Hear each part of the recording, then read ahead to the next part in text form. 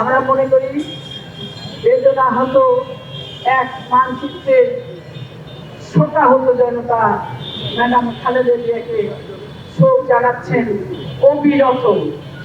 এমন একটি ব্যক্তিত্ব তিনি, যিনি আজকে শুধু বাংলাদেশ নয় সারা দেশে তাকে মানুষ স্মরণ করছেন এবং দোয়া করছেন। আমরা তাই আজকে এই দোয়া কামনার সাথে সাথে আমরা মনে করি, স্মরণ করি, সেটি হচ্ছে যে তিনি অনেক কাজ করেছেন, সে কথাগুলো আসলেও আমাদের বলার মতো অবস্থাও নেই এবং আমরা অত্যন্ত ক্ষুদ্র সঠিক কতগুলো কিছু জানি।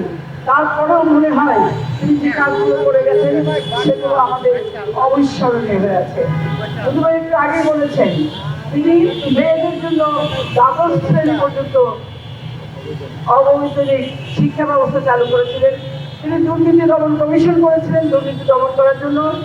তিনি মুক্তিযোদ্ধাদের, আজকে মুক্তিযোদ্ধার চেতনার কথা বলে যারা, সেই মুক্তিযোদ্ধাদের সম্মান দিয়েছেন তিনি এবং মুক্তিযোদ্ধা মন্ত্রণালয় তিনি করেছেন। এছাড়াও আজকে যে আমরা বিভিন্ন ধরনের কালভার্ট ব্রিজের কথা দেখি সেগুলো কিন্তু উনি শুরু করেছিলেন এবং যমুনা সেতুর উনি ৮০ ভাগ করেছিলেন।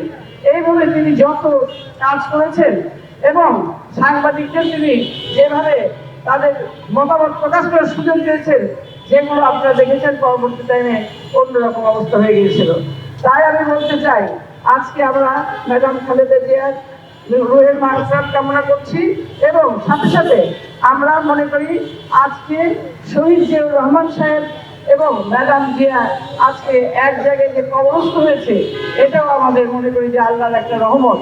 এবং এই দুইজন মারা যাওয়ার পর তাদের মতোই সেই আদর্শ নিয়ে আজকে তারেক রহমান সাহেব দাঁড়িয়েছেন এবং সারা বাংলাদেশের মানুষের ভালোবাসা পাচ্ছেন। আমরা বিশ্বাস করি তিনিও ম্যাডামের মতো গণতন্ত্র রক্ষায় এবং দেশের কাজ করবেন এই আশাবাদ ব্যক্ত করছি।